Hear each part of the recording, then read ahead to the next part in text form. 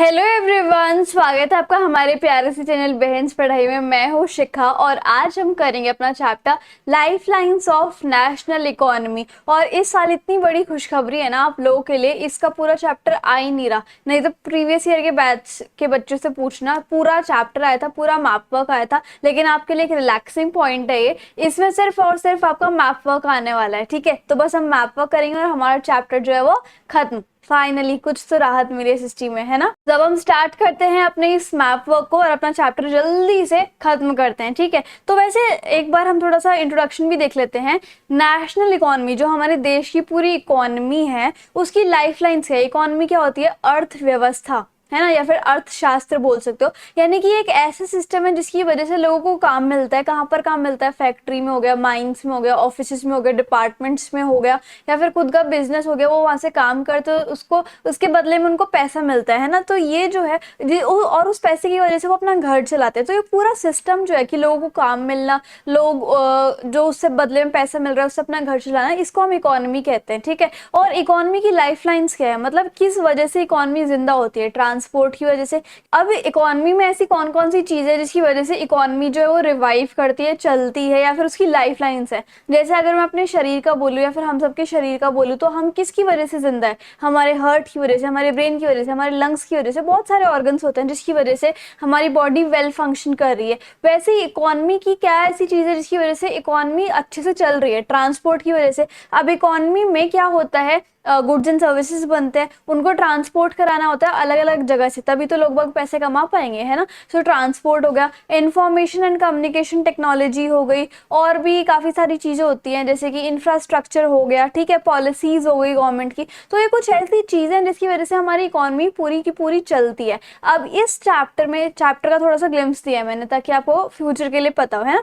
अब यहाँ पर हमें दो मैप वर्क करने हैं। सबसे पहला है मेजर पोर्ट्स का, कि कौन कौन सी जगह पर कौन कौन से बंदरगाह है यहाँ पर, या फिर जहाँ पर शिप्स वगैरह खड़े होते हैं। ठीक है, तो हमें उन्हें लोकेट करना है और लेबल भी करना है। तो पहला है हमें देखना है कांडला, फिर मुंबई, फिर मैरमैगो, फिर न्यू मैंगलोर, देन कोची, ट्यूटिकोरिन, चेन्नई, विशाखापट्टनम, प्रदीप और हल्दिया। इसकी ट्रिक ये है कि सबसे पहले तो आप यहाँ पर ब्रैकेट में लिख लो कि कांडला जो है कहाँ पे है, गुजरात में।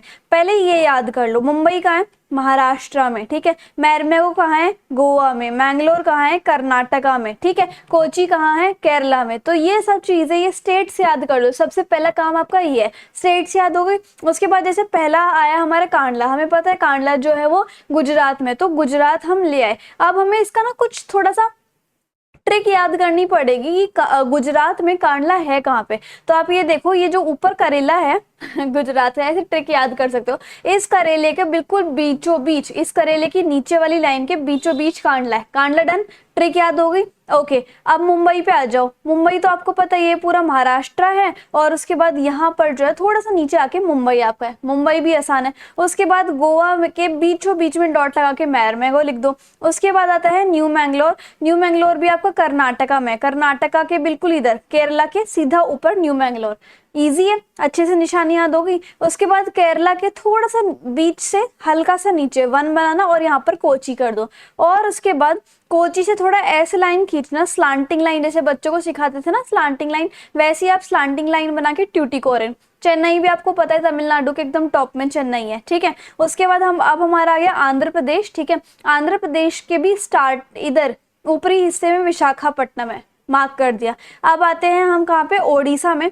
ओडिशा में इस साइड ये ऐसे दो ढांचे बने हुए हैं, इस दो ढांचे के इधर वाले ट्रायंगल में आपको प्रदीप मार्क करना है। ठीक है, या फिर पैराडीप जैसा आप बोलते हो। उसके बाद ये आ गया हमारा वेस्ट बंगाल। वेस्ट बंगाल से हल्का सा ऊपर जो है वो हल्दिया मार्क कर दो। इजी, बस थोड़ी सी आपको ये याद करनी पड़ेगी कि कौन सी स्टेट में कौन सा पोर्ट है, और उसकी थोड़ी सी लेबलिंग करने के लिए आपको एक ट्रिक बनानी पड़ेगी जैसे मैंने आपको बताया। ओके, और 3-4 बार प्रैक्टिस कर लो, हमारा काम हो गया।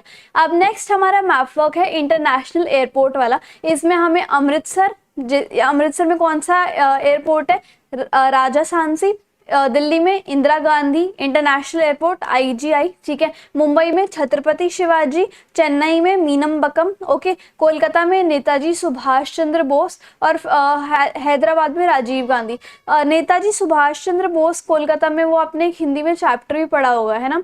कौन सा चैप्टर था वो जिसमें कोलकाता में ही वो आज़ादी का वो मनाया जा रहा था, है ना, डायरी का एक पन्ना। तो डायरी का एक पन्ना में कोलकाता में नेताजी सुभाष चंद्र बोस और एक वो भी था, नेताजी सुभाष चंद्र बोस से रिलेटेड वो चैप्टर, नेताजी का चश्मा। तो ये नेताजी जो है वो आप कोलकाता से याद कर लो। चेन्नई में साउथ की भाषा होती है तो मीनम्बकम, इस वर्डिंग से आपको याद हो जाएगा। हैदराबाद में राजीव गांधी, ठीक है। मुंबई में छत्रपति शिवाजी, क्योंकि शिवाजी जो है वो मुंबई की ओरिजिन के। दिल्ली का तो आपको पता ही होगा, जो डेलाइट्स होंगे, इंदिरा गांधी इंटरनेशनल एयरपोर्ट। और अमृतसर में राजा सांची। कुछ कुछ इस तरीके से आप लिंक कर सकते हो। ओके, अब ये 6 हमें मार्क करने हैं हमारे मैप पे। अब आपको पहले ही याद होगा कि कौन सी स्टेट में कौन सा एयरपोर्ट है। तो अब आते हैं अमृतसर में। अमृतसर के ये जो ऊपर कर्व है उसके बीचों बीच जैसे चांद सितारा होता है ना, वैसे आपको राजस्थान सी एयरपोर्ट मार्क करना है। दिल्ली में तो पूरा ही डॉट लगा के फिर IGI लिख देना, पूरा लिखना लेकिन, ठीक है। मुंबई में भी आपको पता है मुंबई का है, वहां पे डॉट लगा के छत्रपति शिवाजी, इसमें तो कुछ ऐसा लेबलिंग का है नहीं।